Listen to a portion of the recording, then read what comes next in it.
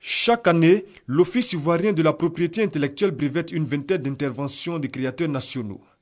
Assez ou pas, ce chiffre révèle tout de même la capacité des Ivoiriens à mettre au point des solutions innovantes. Fort heureusement, beaucoup de nos compatriotes mettent au point des solutions, des inventions.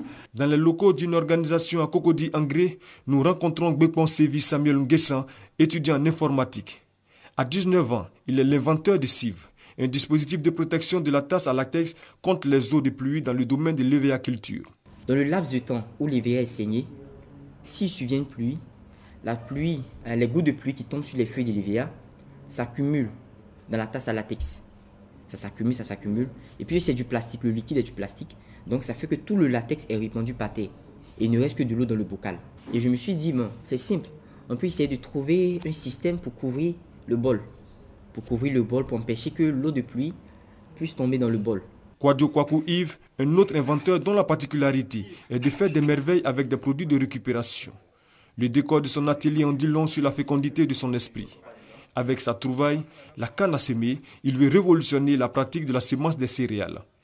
La canne à semer a été inventée pour permettre à nos parents agriculteurs, précisément que semeurs, de favoriser l'extension de leur plantation en matière de semences et aussi d'éradiquer tout ce qui est comme maux endurés lors de l'ancienne méthode. Diomande Namori lui excelle dans l'électronique. Sa passion depuis qu'il a quitté l'école en classe de 3e. Dans la maison de l'un de ses amis, il nous fait la démonstration de la CBS. Bon, le système étant connecté au secteur 220 volts, au courant 220 volts, et on prend maintenant la puce téléphonique. On introduit la puce téléphonique sur le boîtier ici.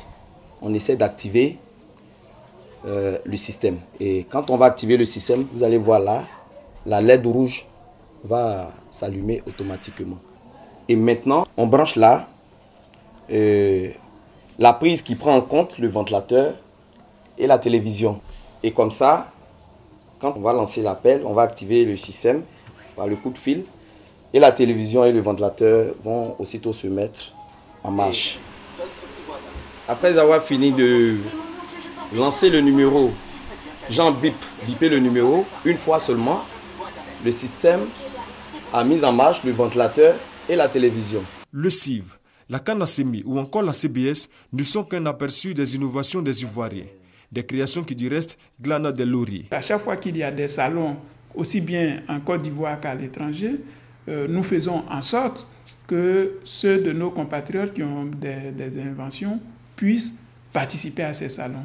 Et généralement, ils reviennent toujours avec les plus hautes distinctions, à savoir des médailles d'or, des médailles d'argent. Il est dit quelque part que celui qui a inventé l'imprimerie a fait faire des progrès à l'instruction des peuples.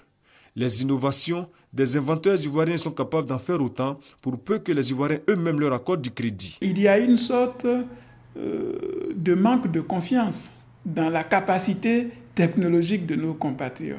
Nous constatons qu'un certain nombre d'opérateurs économiques vont importer des produits pour lesquels nos compatriotes qui ont des brevets ici pourraient mettre à leur disposition. Valorisation ou pas, le génie ivoirien ne cesse d'émerger.